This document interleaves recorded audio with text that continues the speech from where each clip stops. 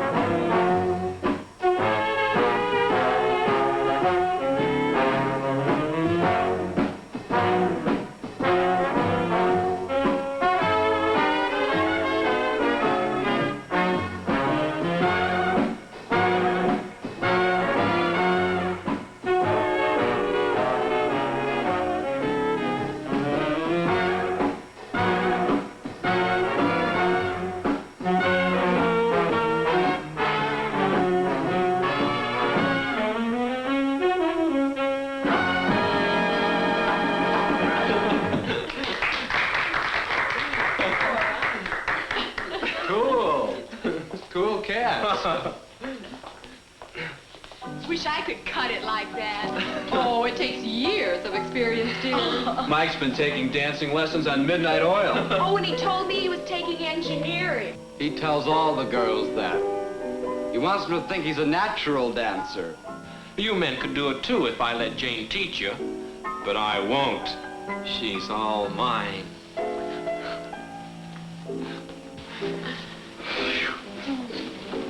Folks, on the Saturdays, we have to close the bar at midnight. Huh? You've got 5 minutes. You want another drink? Bill Kelly always wants another drink. Right. So does Tommy Wilkins. Bring us another round, Dominic. Oh, no more for me.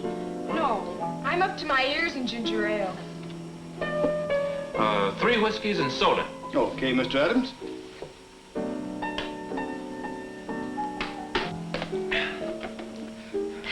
Well, I think I'll cool off and put my face back on. Don't be gone long. I'll be right back, love. Don't be gone long, my love. My heartbeat will count every moment you're gone. Oh, Mike, something's always come in between us. It isn't the buttons on your shirt, it's the ladies' room. Farewell. Farewell. All right. Break it up, you squares. No, I want you to really listen to this one. It's a real love beat. I want to see what it does to you. Okay. I'm getting out of here. Come on, Claire. Come on, Ellen. Oh, I'll be with you just as soon as I get rid of my gorilla.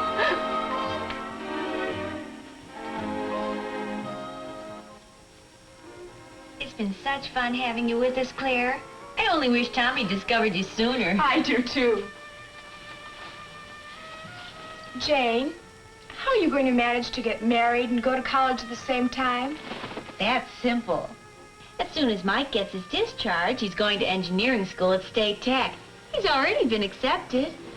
And I'm going with him. But doesn't that cost a terrible amount of money? Well, it does cost a lot more than we have, but Mike's going to try for a scholarship and a part-time job. I'm going to get a full-time job. And if things get too rough, Mike's father will help out. Oh, well, that makes it simple. No, not that simple. You see, Mrs. Adams died several years ago, and Mr. Adams isn't much of a moneymaker. He's a wonderful man, though, a fine craftsman, cabinet maker. He did the paneling in the new governor's mansion. But, well, we don't want to take any of the little money he has saved. It might get a little rough, Claire, but we don't mind. We've got all our lives ahead of us. We'll manage somehow. Jane, do you know what those clowns are doing? Sneaking in another round of drinks. Oh, no. Oh, well, don't worry about Mike. He never drinks too much.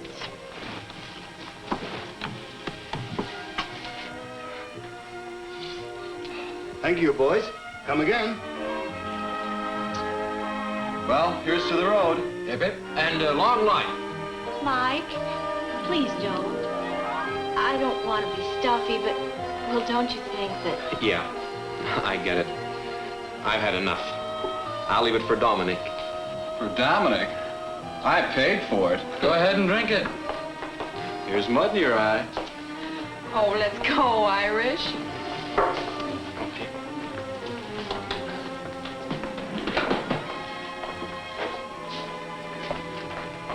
Good night. Good night. Leg. Take it easy, Joe. Come again. Joe, you got some extra matches? Sure.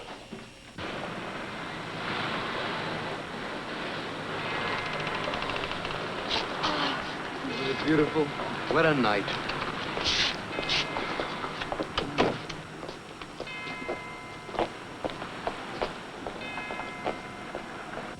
Who's going to win tomorrow night's fight, Joe? Gonzalez, 5-1. I feel like taking a chance tonight. Buck on the Swede. I'll cover it. Settle with him next time you come in. Okay, good night, Joe. Good night, Mike.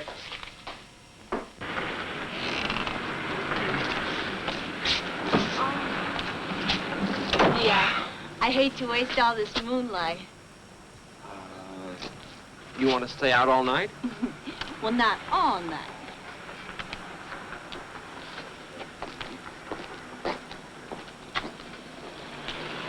Let's go home the long way, around the lakes.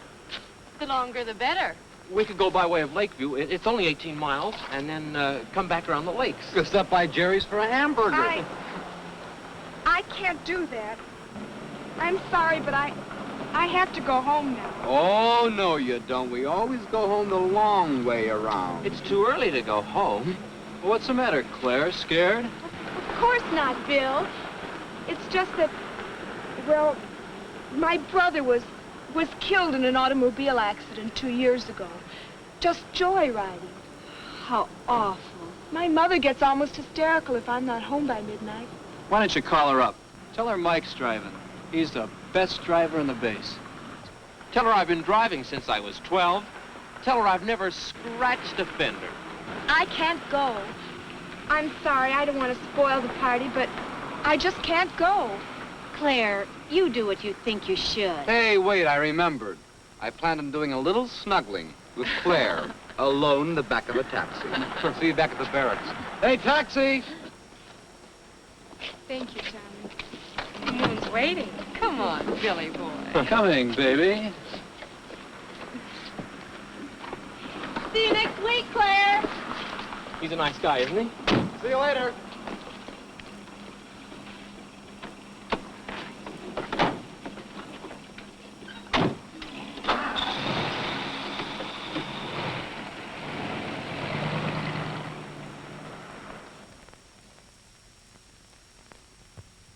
Coming around the mountain when she comes. She'll be coming around the mountain when she comes. She'll be coming around the mountain. She'll be coming around the mountain. She'll be coming around the mountain when she comes. We'll all have chicken and dumplings when she comes. We'll all have chicken and dumplings when she comes. We'll all have chicken and dumplings. We'll all have chicken and dumplings. We'll all have chicken and dumplings when she comes. She'll be driving 6 white horses when she comes. She'll be driving 6 white horses when she comes. She'll be driving 6 white horses. She'll be driving 6 white horses. She'll be driving 6 white horses when she comes. Golly, Mike, you missed that car by 6 inches. By 4.5 inches. And that's all the room he needs. Well, do me a favor and give the next one an extra foot. Oh, he'll get his half of the highway. Oh. We'll kill the old red rooster when she comes. We'll kill the old red rooster when she comes. We'll kill the old red rooster. We'll kill the old red rooster. We'll kill the old red rooster.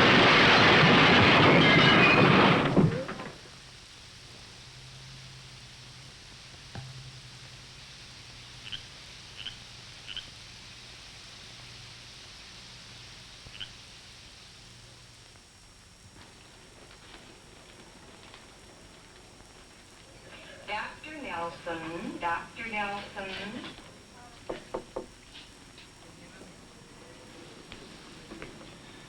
Captain Sunderland, Airman Adams is conscious now. You and the sheriff may see him for a few minutes only.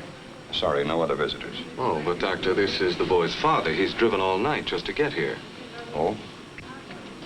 Mr. Adams, we've examined your son as thoroughly as possible. So far, we haven't found any critical injuries. It frequently happens that the driver gets off scot-free. He's very lucky indeed. Of course, he's suffering from shock, but he's young, and we've given him plasma. Thank you. Well, do you think he can stand the truth, Doctor? If he can't take it, maybe we'd better wait a while. It's my experience that there's no point in putting it off. I think he can take it. Just don't all go in together. No browbeating, no arguments, no accusations. One piece of business at a time. Nurse, do you have that sedation prepared? Yes, Doctor. Well, stay right with that patient. I'll watch him closely. If he goes back into shock, call me. Yes, I'll be an emergency. Remember, one piece of business at a time. Dr. Nader. Dr. Do you want to go in first, sir? No, Captain. You two go first. He has to face it. I'll wait. You can see him later, Tommy. Dr. Whitfield. Dr. Whitfield. Hey, fella. How are you feeling? All right, sir. I'm the legal officer from the base. Colonel Coggins asked me to come and see you. Oh, I'm here to represent the Air Force, but you understand that you're now under civil jurisdiction? Yes, sir. Do you remember what happened last night?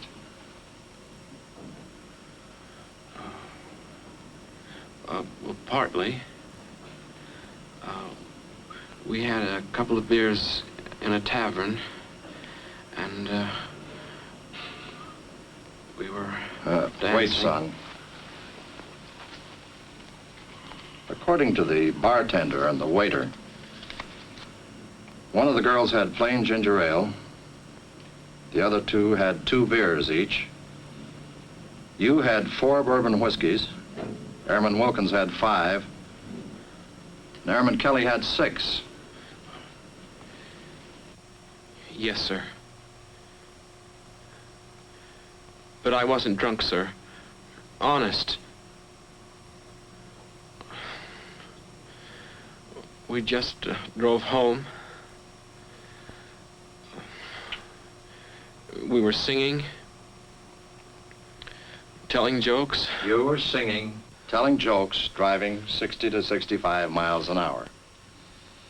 You sideswiped another car going in the other direction. You turned over twice. Remember? Well, there was a man in that other car. A farmer. His neck is broken.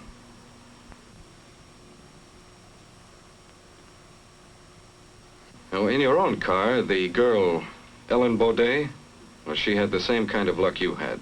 She'll be all right. She's just badly beaten up.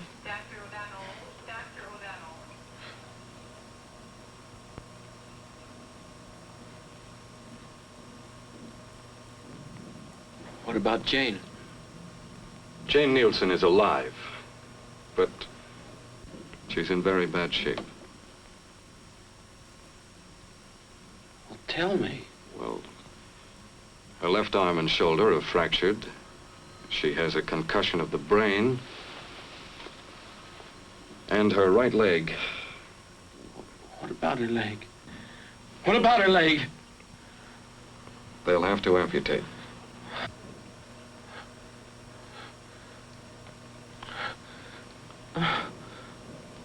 Airman Kelly. Airman Kelly was killed instantly.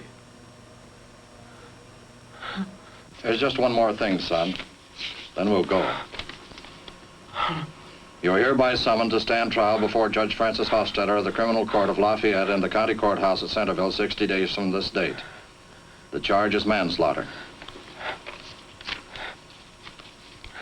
Now, since you're a member of the armed forces and will be under military control until the trial, Judge Hochstetter has fixed bond at only $500. Now, your father is here.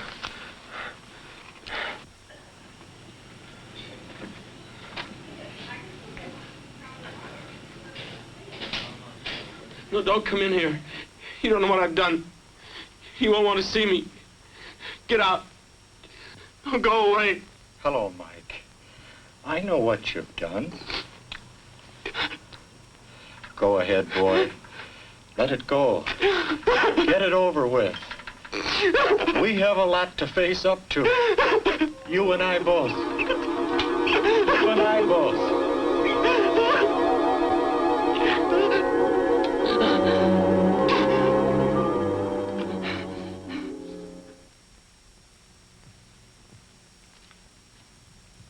Millions of men have dedicated their lives to building the dignity and power of the United States Air Force. But there's always some kid who comes along to dirty that reputation. You're going to have to face trial for manslaughter in a civil court. And that could very well mean years of prison for you, beginning in less than 60 days. Until that trial, however, I expect you to carry out your Air Force duties as well as you can. Now toe the mark and keep in line. That's all. Yes, sir.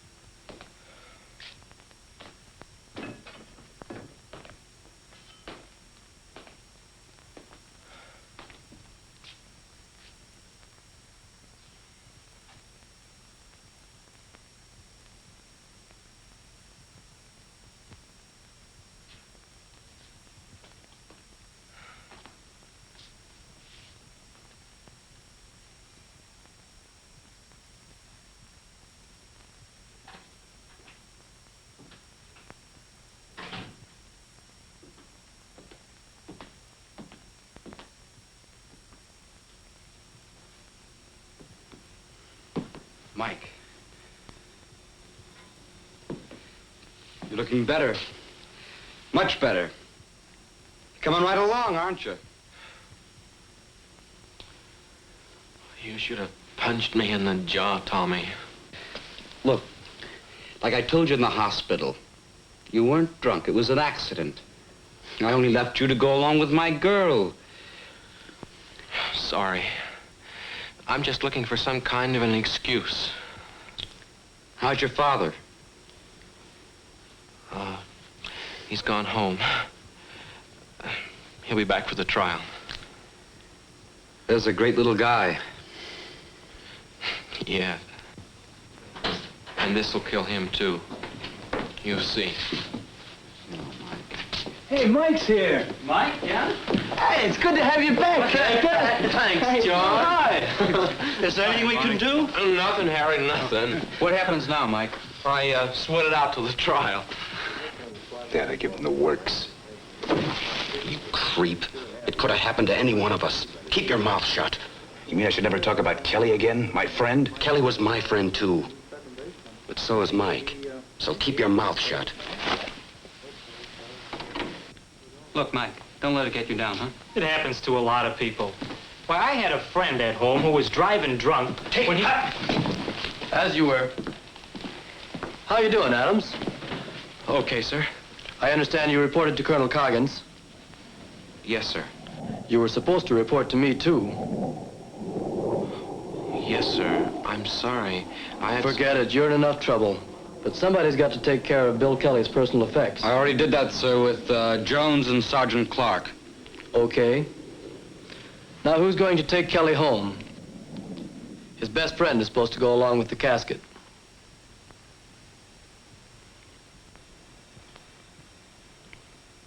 Lieutenant Daniel, I ought to. I ought to face his family. It's going to be hard enough for them without having you there. How about you, Wilkins? Yes, sir, I'll go. We'll rush your orders. Get into your Class A uniform and report to Colonel Coggins immediately. The train leaves at 21:15. It's a long trip. You'll be gone 11 days. I never had this happen before. I don't know what to say. You may not even want to hear about this. But I saw Kelly before they closed the casket. He didn't look bad at all. If you look at him from the right side, he looks perfectly natural. He just looks like he's sleeping.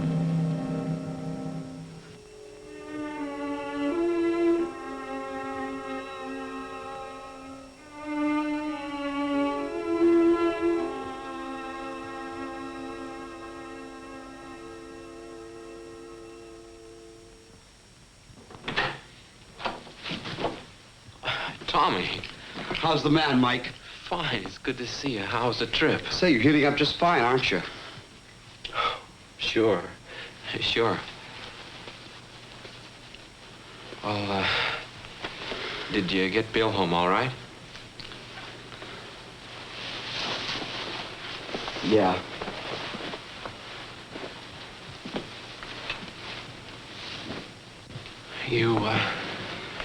You went to the funeral? Lots of people there. His folks, how'd they act? Oh, they're awfully I mean, nice. how did they take it? They were shook.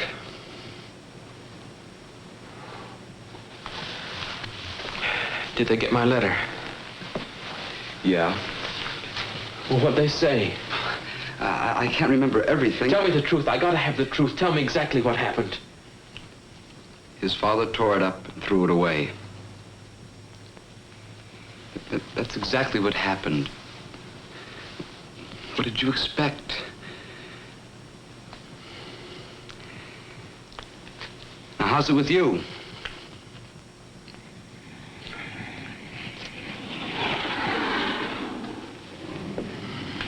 The guy in the other car, the farmer, his name's Pritchard. He's suing for $55,000. My insurance won't cover it. Dad and I'll have to make up the difference. $35,000. Wow.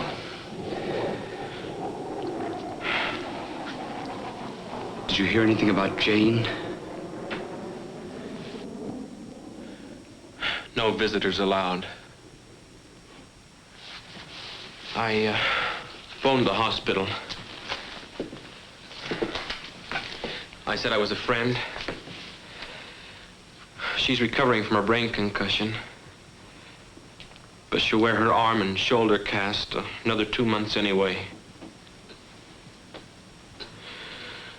But the amputation was a great success. She's going to do just fine. Where did you get this? Wait a minute, where did you get this? Listen, Mike, your dad can't take any more. He can't even pay the damages now without you. Maybe you can't help Jane. But if you can't, nobody on earth can. This is the easy way out. I don't blame you for thinking about it. Anybody would. I know how you feel. But you won't use this. You're not the type.